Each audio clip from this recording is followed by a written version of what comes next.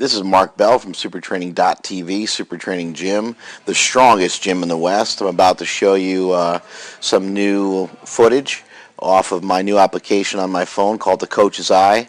I got a little bit different setup here. I put it in slow motion so you guys can see it, so I can torture you with slow motion. Watch as I drive my hips forward and then rock them backwards. Get the hips forward, get my air. I like this method. It feels good to me. It feels right to me. And then unrack the weight explosively with the hips and not the shoulders. And then forcing the knees out like always on a box squat. It's about 700 pounds and then sitting back into the squat. I'll show you what it looks like in full speed. We'll shut that slow-mo off. And give me a second here. I'm trying to figure this thing out. Look at that. I'm backing that thing up. Jesus Christ. Alright, here we go. Roll the footage. Let me clear that shit off the screen for you. And you're going to notice back's nice and neutral. And I'm forcing the knees out hard. And there you go. And that's about 700 pounds. And that's it from SuperTraining.tv. This is Mark Bell from SuperTraining.tv. Again with another clip here. Through the Coach's Eye.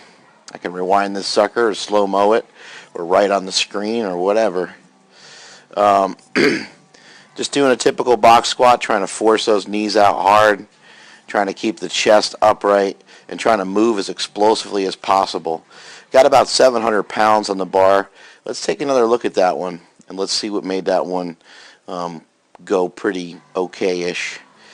One thing we're trying to do is we're trying to force the knees out. We're trying to come up off the box explosively. So when I talk about forcing the knees out, people get confused. You're not just forcing your knees out. You're actually pushing out against the floor as well. So let me see if I can get a little arrow here. You're pushing out against the floor that way and that way. You're trying to spread the floor apart. So if you were on a towel, on a wooden surface, you'd be pulling that towel real tight and trying to drive your feet almost off the towel. You're trying to rip the towel in half, basically. So that's what people are referring to when they talk about spreading the floor apart. And then when you come back up, you're going to force your knees out as well. So you'll be spreading the floor apart throughout the whole lift. It's not just on the way down. It's not just on the way up. It's both. Let's watch it one more time. Try to really keep an eye on those fat little kneecaps that are right there. This is a really neat tool. I like this tool a lot. It's going to help me be able to illustrate to you guys some different things that I'm trying to do in my workouts. There, the knees are out, driving that weight up. Also, another thing you want to notice is head positioning. I'm not the greatest with head positioning. Some people do it much better than I. But it's something else you want to take note of, because not everyone's going to be a little different on this. Not everyone's going to be the same. For me, my head is neutral. I don't do a ton with my head. You see that? My head's not way up. It's not way down. I stick my eyes up here in the beginning. As I rock back in position, my eyes are almost down. Then my head's neutral throughout the lift. I actually bull my neck back into the barbell a little bit, pushing my chin backwards, trying to do the double chin method, which I'm sure you can all see at home there, the double chin. But that's it. Hope you learned something from that, and catch you later. This is Mark Bell from SuperTraining.tv, Super Training Gym, the strongest gym in the West. I'm using the Coach's Eye again, and showing you a little slow motion footage here as I talk over the voiceover. Matt Nickerson there is trying to proposition me for inappropriate activities. I think not necessarily after the lift. I think he wants to do something during the lift. So that's why I'm a little nervous about him being back there. I'm wearing this 2XU gear, which you can see right here. It's special compression gear.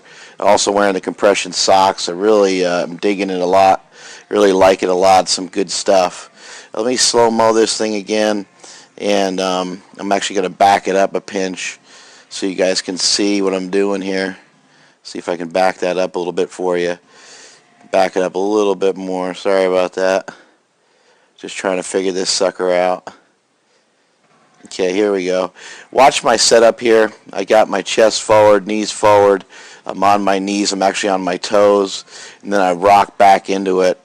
And then I pick the weight up from there. Just something new I've been working on, getting my air and trying to keep my balance. Last meet I had a little trouble with my balance with the big weights, and I want to rectify that as soon as possible.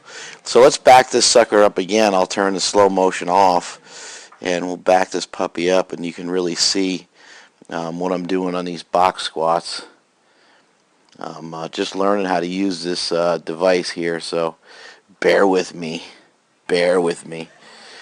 And delete that thing off there. So this is just a typical box squat. I've got about 700 pounds on here, trying to force both the knees out, trying to keep the back nice and neutral, trying to keep the head neutral as I can, and trying to keep a good posture and maintain that good position, that good posture throughout the lift, so I can lift as explosively as possible. And that is it from supertraining.tv.